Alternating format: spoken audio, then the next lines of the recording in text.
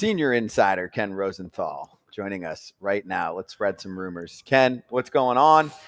Excited to hopefully get some more deals going here over the next week. We were trying to predict when that would happen. So let's go hop around a few teams. Let's start with the Chicago White Sox and what you see them doing. We were just talking about Giolito. Seems like one of the ultimate locks to be dealt over the next week. Lance Lynn looks like he's got some trickiness. So can you talk us through what the White Sox might be doing and thinking about with their players over the next week? They're selling, and they are perhaps the most obvious seller in the game, or one of them. And Giolito will go. Lance Lynn, I believe, will go too, because even though he has the second highest ERA in the sport, the most home runs allowed in the sport, there are teams that are going to look at him and say, well, he's still striking out people. He's a veteran guy. He can help us. Let's get him out of Chicago, get him away from that poor defense, that losing culture, and maybe he'll be okay. They've got some relievers too. Keenan Middleton, Rolando Lopez, Kendall Graveman. I expect there's going to be action on those guys. They might all go as well. I would not really be surprised to see anything the White Sox might do other than trade Dylan Cease or Luis Robert. I don't expect either of those kinds of moves to happen, but anything else, it has to be in play. They've been a complete mess. I'd encourage anybody to go and look at your article, Ken's article, about how, there's some peripherals that make Lynn look way better than exactly what it is. And I loved reading that. But my question for you is, we talked about it earlier, the Pirates ownership.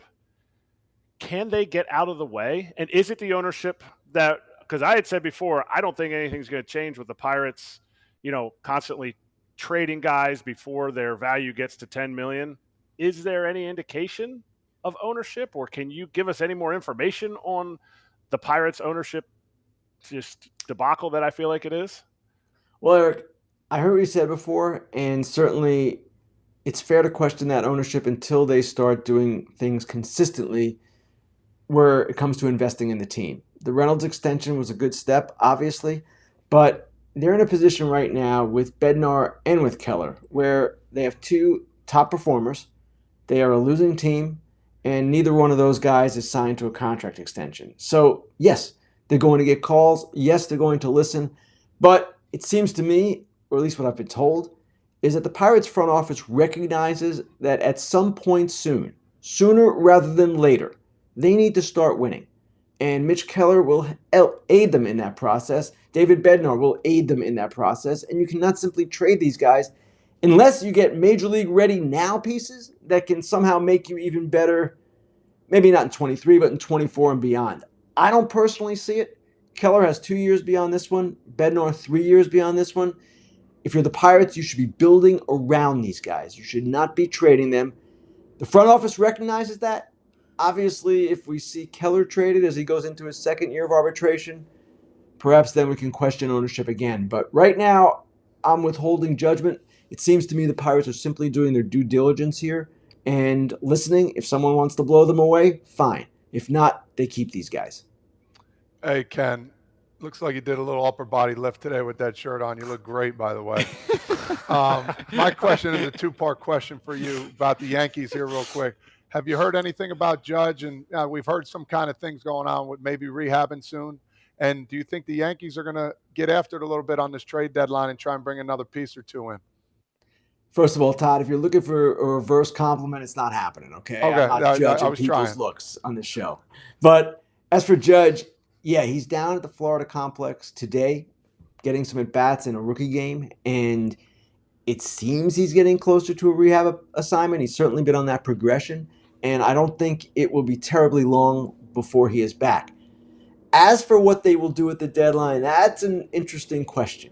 Because here is another team, like many in this sport, high-priced and disappointing. And do you really think that a major investment in this team, both in trading prospects and in adding payroll, will reverse that or will change it? I don't know that you can make that judgment. Now, obviously with Judge coming back, you will see the Yankees look more like the Yankees did in the first couple of months, because without him, it's a different club. But I would expect that they'll go get a left fielder in some fashion. They'll supplement their bullpen.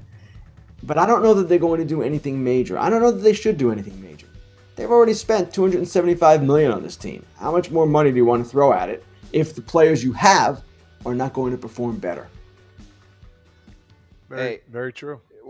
I mean, on a similar note, the Padres, and I've been loving everything you're putting out there about them. You said, hey, I mean, if they do somehow sell, think about it. Snell and Hader could be two of the biggest pieces to move at the deadline. Yesterday, again, like heavily favored. You've got Darvish on the mound, and they get smacked by the Pirates. Carlos Santana with a couple homers off Darvish. So I'll bring a fan question into this to help you explain where you're at on San Diego right now. Charlie Long goes, how can you explain the Padres record? The team has chemistry issues in the clubhouse. There's reports that some players hate each other and it's a toxic environment in San Diego. Now, I don't think we've seen any like very substantial reports on that, but wanted to get your thoughts on like what we're expecting from this team over the next week. It's so weird. Well, first of all, I have not reported that. I have certainly heard that, but have not verified it to the point where I felt comfortable reporting it.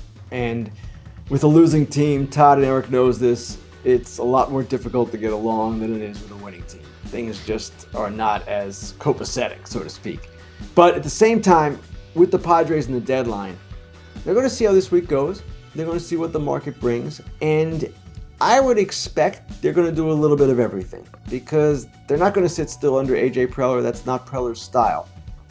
Yes, they have the ability to really do something special with Snell, who is the Major League ERA leader, albeit a potential free agent. Hader, the top closer or one of them in the game, again, a potential free agent. They could trade one or both of those guys and maybe get some things that would help them in 24 and even in 23. At the same time, this is a team that has these high expectations. They keep expecting that at some point they're going to play better, and they're drawing, 41,000 per game at home. So you trade Snell and Hader, just play this out, you're effectively giving up on the season, and you're telling all the ticket buyers, we're not in on this year. It's a tough thing to do. And teams do factor this in when they're making their decisions. They've invested an awful lot in this club. They've got Juan Soto under control for only one more season. Just one more, 2024. So I would expect they're not going to pull the plug, or at least not pull it completely. There maybe will try to retool, but this is a team that cannot give up as easily. Now you might say, well, what's different about them than the Mets? Fair question. I just don't see the Mets as being as promising. They don't have the talent to erupt like the Padres do. They have great talent, but it's older, and certainly we've seen inconsistency from Scherzer. Verlander's been much better, but some of their position players have not performed. Up and down the roster, they've been a disappointment. You could say the same for the Padres, but Steve Cohen, in his public comments, has basically said, listen, we're not going to throw bad money after bad money. We'll sell if we have to. And I'd still expect that they will do that. So we talk about clubhouse possibilities of issues. Guy like Jonathan India has no clubhouse issues. The guy hasn't been getting on the field in the last few days. Is there real possibility to the rumors that there's a chance he's gone as the clubhouse leader? Eric, if you remember, way back when, I don't know, about a month ago, before Ellie De La Cruz came up, I wrote an article with C. Trent Rosecrans of The Athletic, basically saying Jonathan India could be the odd man out here. And we all know that certain people erupted after that, and we won't go into it. But yeah, he could be, because they've got De La Cruz, McClain, Christian Encarnacion Strand, all these guys, and more coming, by the way. Ultimately, if Jonathan India, while a clubhouse leader, is not going to be the defender at second base that McClain is, and he won't be because Jonathan India is not statistically a great defender, then you at least have to look at that and you have to entertain it. The problem is, as I wrote today, because of the defensive questions at an up-the-middle position now that has been emphasized with the banning of the shifts, right, it becomes maybe more difficult to move him. So they're in this quandary, and that, by the way, again, was what that article was about. It was just saying, we're going to have a problem here. It's a good problem. Got a lot of good players. Jonathan India, great in the clubhouse, amazing guy, but he might not fit, maybe not this year, but certainly beyond. And at some point, they're going to have to make a decision on just how they want to go about this. Hey, Ken, wanted to just get overall thoughts on any other ball clubs that you're seeing as making a decision at this point in the year. So I know you covered the Cubs. I think they're interesting because, yeah, they put some wins together, but for me, still not a playoff team. A lot of people are asking about the Red Sox, which I think with them, it's more just the surprise of they're very in it. I mean, you can't be right now, is it 2 games out? They're You or can't 2.5, sell like something like that. that. I mean, no matter what, you can't sell that to your fan base. So I think they're buying. So I guess those two, and I'll add one more to the mix because they've been talked about more than anyone else. The Angels have a much lower percentage chance, according to like the Baseball Reference, Fangraphs, those kind of spots. And I was like, why? Why does it put that there? Aside from, yes, I don't like the roster as much, and I look deeper. Their schedule after this week is absurd. It's like basically playoff teams for the next month and a half. So on those 3, is there anywhere you'd want to go? I'll tackle each of them quickly. Okay. The Cubs this week means a lot. And if they play well, it's going to be difficult for them to sell. They've got the White Sox on the road for 2, and then the Cardinals on the road for 4. They just beat up on the Cardinals at Wrigley. They've sold the last couple of years, and they've got Stroman and Bellinger, and Stroman, of course, is going to walk, and Bellinger probably will too. But at some point, you have to decide we're going to try to win. And maybe it's not that time because certainly they're not a World Series type team the way they're currently constructed. But it's a division in which you have a division leader with a lot of questions, Milwaukee. You've got Cincinnati. They're awfully young. If I'm the Cubs, I'm going to think twice about it. I'm not saying they'll hold or even buy. I'm just saying let's see what happens here in this next few days. It's critical for them.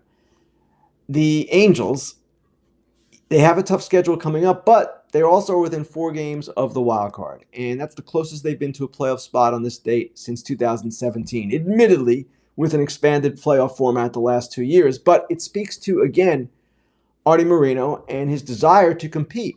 Remember, go back to the offseason. They spent money. They spread it around, brought in a number of players. Then during the season, they promoted aggressively some 2022 draft picks, including Zach Neto. This is a team that has done everything possible to win.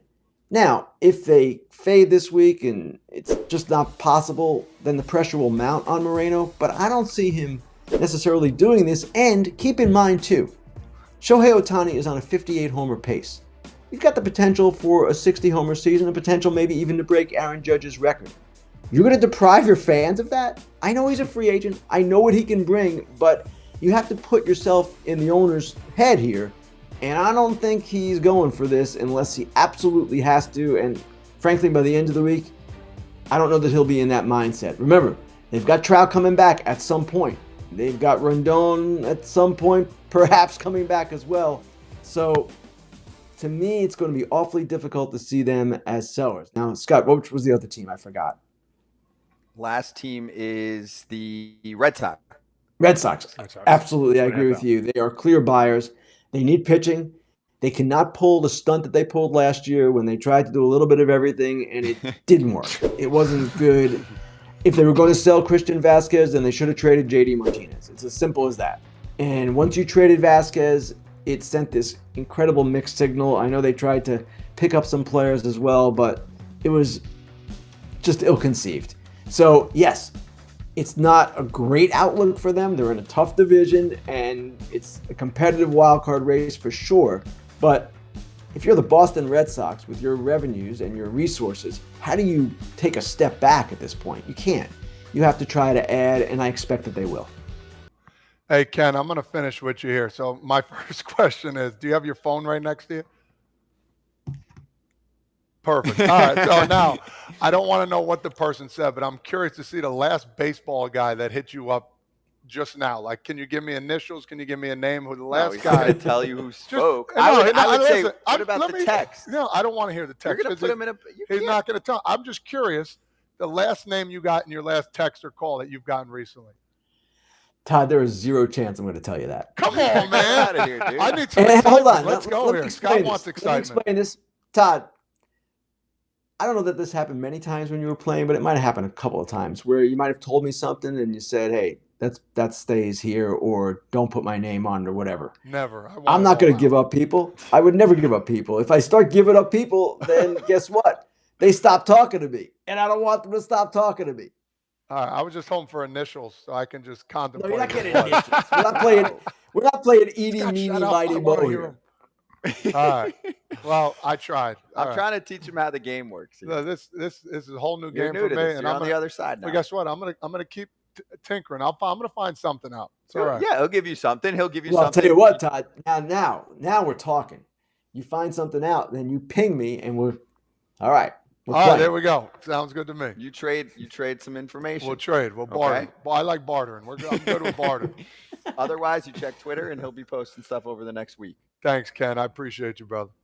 Thanks, guys. Thanks, Ken. Talk soon, man. Thanks. Hey, let me get it. I might have gotten. I'm backing up my boy.